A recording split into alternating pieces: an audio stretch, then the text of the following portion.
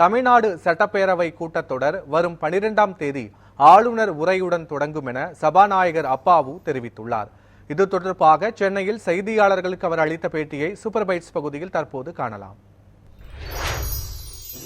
தமிழ்நாடு ஆளுநர் மாண்புமிகு RN ரவி அவர்கள் இந்திய அரசியலமைப்பு சட்டம் 174(1) கீழ் தமிழ்நாடு சட்டமன்ற பேரவை கூட்டத்தினை வருகிற பிப்ரவரி மாதம் 12ஆம் தேதி காலை 10 மணிக்கு கூட்டியுள்ளார்கள்.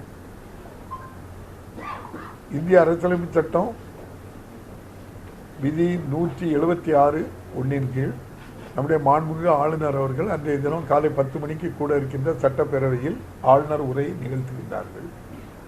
மாண்புமிகு தமிழ்நாடு நிதியமைச்சர் மாண்புமிகு தங்கம் தென்னரசு அவர்கள் பிப்ரவரி மாதம் 19ஆம் தேதி 2024-25ஆம் ஆண்டுக்கான நிதிநிலை அறிக்கையினையும் 20ஆம் தேதி 2024-25ஆம் ஆண்டிற்கான முன்பண மானிய கோரிக்கையினையும் 2023-24ஆம் ஆண்டுக்கான நம்முடைய கூடுதல் செலவுக்கான நிதியினையும் அறிக்கையாக தாக்கல் செய்ய இருக்கின்றார்.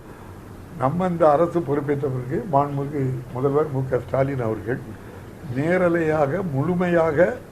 நேரலையாக காண்பிக்க வேண்டும் என்பதுதான் இந்த அரசினுடைய முழு கொள்கை திட்டம். அதை நோக்கி தான் தற்போது ஆரம்பிக்கப்பட்டிருக்கின்றது.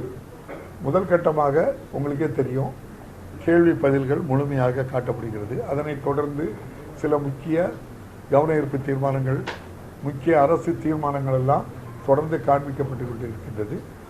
தொடர்ந்து இந்தியாவில் பல மாநிலங்களில் நம்மள மாதிரி யாருமே நடத்தலை, யாருமே நேரலையாட்டு நடத்துறதில்லை. கேரளா எடுத்துக்கிடுங்க, ஒரிசா எடுத்துக்கிடுங்க, நம்ம தான் முழுமையாக நடத்துகிறோம். அதே போல் மீதி இருக்கக்கூடிய மானிய கோரிக்கையுடைய டிபேட்டுகளுமே முழுமையாக நடத்தணுங்கிறது அரசனுடைய எண்ணம். அதற்கான பணிகளை நாங்கள் செய்துக்கிட்டு இருக்கோம். ஆனால் சட்டப்பேரவைக்குள்ள ஒரு உறுப்பினரை எங்கே அமர வைக்கணுங்கிறது முழு உரிமையும் சட்டப்பேரவை தலைவருக்குத்தான் உண்டுன்னு சொல்லி நானும் சொல்கிறேன். இதுக்கு முன்னால் இருந்த மாண்புமிகு சபாநாயகர் தனபால் அவர்களும் அதை சட்டமன்றத்திலேயே வெளிப்படையாக சொல்லியிருக்கின்றார்கள்.